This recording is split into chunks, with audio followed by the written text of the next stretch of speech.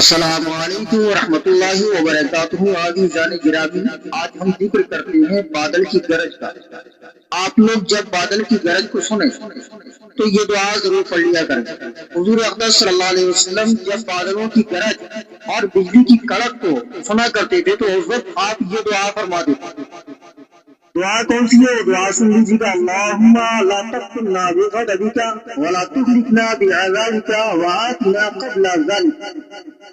بس یہ چھوٹی سی دعا، اس کو یاد کر لیں۔ جب کبھی بادلوں کی گرج اور بجلی کی کڑک کی آواز آپ کے کانوں تک پہنچے یا آپ اس کو دیکھیں تو اس دعا کو ضرور پڑھ لیا کریں۔